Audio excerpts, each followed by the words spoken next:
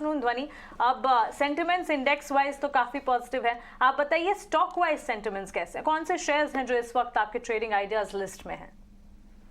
जी बिल्कुल, यहाँ पे मार्केट सेंटिमेंट्स ओवरऑल बुलिश है। अगर हम मिड कैप और स्मॉल कैप की भी बात कर रहे हैं तो वहां पे भी हमें कॉन्स्टेंटली एक बुलिश सेटअप ही देखने को मिल रहा है। मेरी तरफ से जो पहली स्टॉक स्पेसिफिक पिक है वो ग्रेफाइट की रहेगी। ग्रेफाइट में यहाँ पे मेरा एक मीन रिवर्टिंग ट्रेड है, जिसके अंदर हम देख रहे हैं कि आज की सेशन में हमें 50 पीरियड के एक्सपोनेंशियल मूविंग के एवरेज के ऊपर का एक मूव दिखा है और वो 200 पीरियड की एक्सपोनेंशियल मूविंग एवरेज को चेस कर रहा है। तो इसे हम मीन रिवर्टिंग ट्रेड बोलते हैं।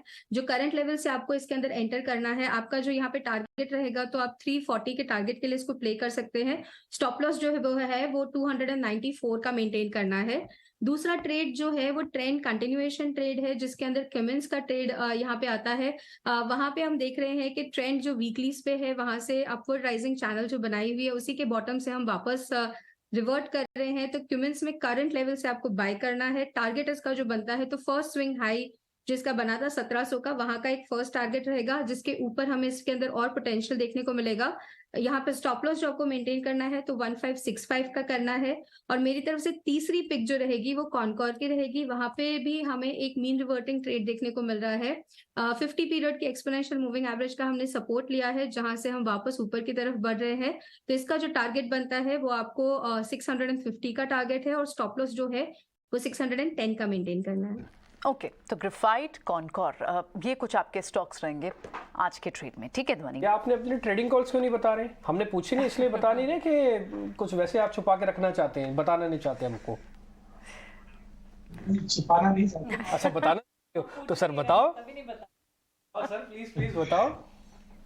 पहला स्टॉक स्पेस से रहेगा। मेटल स्पेस में एक अच्छा, मेटल सेक्टर में अच्छा बाइंग इंटरेस्ट बनते हुए दिख रहा है। लोअर साइड से अच्छी रिकवरी बनी, तो स्टील अथॉरिटी सेल पे हमारा बाय का व्यू है।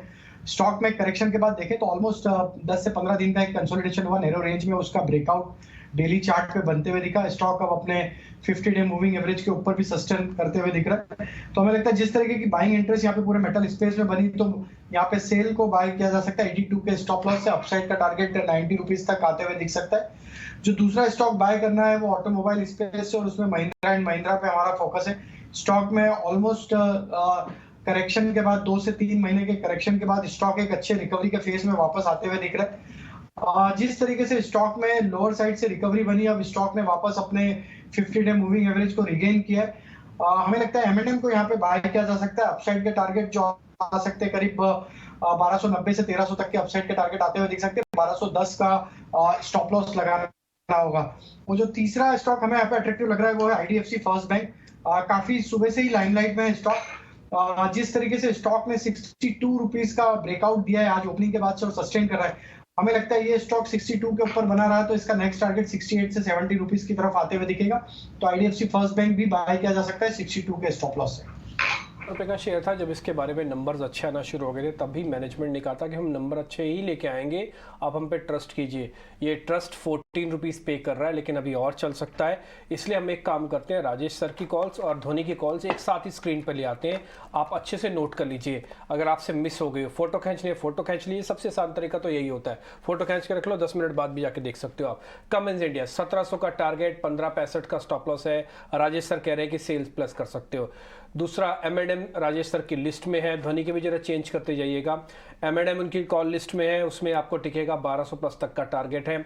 सर सेल भी कह रहे हैं 90 रुपए के टारगेट के लिए। ध्वनि कह रहे हैं ग्रेफाइट इंडिया को प्लस कर सकते हो, 340 रुपए का टारगेट है, 294 का एक स्टॉप लॉस है। कंटेनर कॉर्पोरेशन ध्वनि की लिस्ट में है, तीसरा काउंटर जो कि 650 के टारगेट के लिए है, 610 का उसके अंदर स्टॉप लॉस है। और राजेश सर की जो लिस्ट में है आईडीएफसी फर्स्ट, एम और सेल, ये एम आपके नंबर्स आपकी स्क्रीन पर आ गए हैं। 1290 और 1300 तक का टारगेट है, 1210 का एक स्टॉप लॉस है। अच्छे से आपने नोट कर लिया होगा। इन्हीं 6 कॉल्स के साथ अगर आप आगे बढ़ जाएं, मैं कह रहा हूँ थोड़ा ही ट्रेड लें, तब भी हम उम्मीद करते हैं कि आपका पोर्टफोलियो, आपका ट्रेडिंग हैबिट्स काफ़ी हद तक सुधरती जाएंगी। अच्छा आपको भी लगेगा, हमको भी बहुत अच्छा लगेगा। Hero motor